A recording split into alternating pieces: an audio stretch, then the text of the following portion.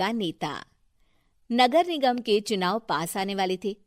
पूरे कानपुर शहर में टिकट को लेकर मारामारी शुरू थी, लेकिन सबसे ज्यादा चर्चा में वार्ड नंबर 40 की सीट थी।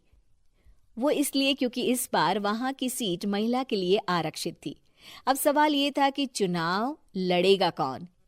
इससे पहले ठाकुर साहब वहां से पार्षद थे और इस बार उन्होंने अपनी पत्नी सीमा ठाकुर को टिकट दिलवाई और ठाकुर साहब की शान के कारण सीमा जी ने 20,000 वोटों से चुनाव जीत लिया।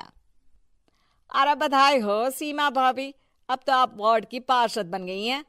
अब तो हमारे काम आप ही करवाएंगी। अरे ये तो सिर्फ नाम की पार्षद बनी है, वो तो महिला सीट आ गई, वरना पार्षद तो मुझे ही बनना था।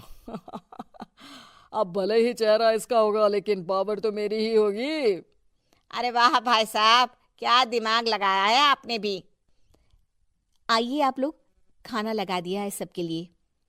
सीमा जी पार्षद बन चुकी थीं, फिर भी उनकी एक ना चलती। सारे काम ठाकुर साहब खुद ही संभाल लेते और जहां जरूरत पड़ती वहां सीमा जी का अंगूठा लगवा लेते। सीमा जी ज्यादा पढ़ी लिखी भी नहीं थी। एक दिन ठाकुर साहब और सीमा एक प्रोग्राम में जाते हैं। अरे ठाकुर साहब, आप आ गए। ओहो, पार्षद मैडम भी आ गई हैं। स्वागत है आप दोनों का। लगता है हमारे पार्षद फंड का सही इस्तेमाल हो रहा है। चलिए अब उद्घाटन करते हैं। ये लीजिए ठाकुर साहब कैची, आप ही सबसे पहले प्रवेश कीजिए। सब लोग आगे निकल जाते हैं और सीमा जी पार्षद होने के बावजूद भी पीछे खड़ी रह जाती हैं। वो देखती हैं कि वेलकम बोर्ड पर उनका नाम है, लेकिन महिला होने के कारण कोई उनका सम्मान नहीं कर रहा। अगले दिन एक आदमी उनके घर आता है। अरे ठाकुर साहब नमस्कार। कल ना हम नोटिस किए कि हमारा घर तो अवैध है और नगर निगम वाले उसे तोड़ने आ रहे हैं। अरे कुछ कीजिए ना ठाकुर साहब। देखो भाई, मैं तो ज्यादा कुछ कर नहीं सकता, पर अगर तुम सबकी जेब गर्म कर दो तो कुछ हो सकता है। कुल मिलाकर 4 लाख लगेंगे। अरे 4 लाख ठाकुर साहब? अरे भाई, मैं अपने लिए नहीं मांग रहा हूँ। दरोगा है, इंजीनियर बाबू है, बड़े साहब है, सबको देना पड़ता है ना थोड़ा थोड़ा। बोलो है मंजूर? तभी वहां अचानक सीमा जी आ जाती हैं। अरे ये आप क्या कर रहे हैं? पहले इन्हीं लोगों से तो आपने वोट मांगे, अब इनसे ही पैसे ले रहे हो। अरे चुप रहो तुम। तुम्हारा काम है सिर्फ अंगूठा लगाना, तुम वही किया करो। मुझे दूसरे काम तुम मत सिखाओ, समझी? और तुम ना जाओ, अब पैसे लेकर आओ, वरना जेसीबी किसी भी वक्त आती होगी। सब कुछ ऐसे ही चलते रहता है। एक दिन सीमा जी और ठाकुर साहब को एक लोकल मीटिंग में बुलाया जाता है। वहां पर कई और अधिकारी लोग भी मौजूद रहते हैं। अब मैं चाहूंगा कि ठाकुर साहब हमारे बीच 2 शब्द कहें। मेरे प्यारे भाइयों और बहनों, आज मेरा सौभाग्य है कि मैं आप सबकी सेवा दिन रात कर पा रहा हूं।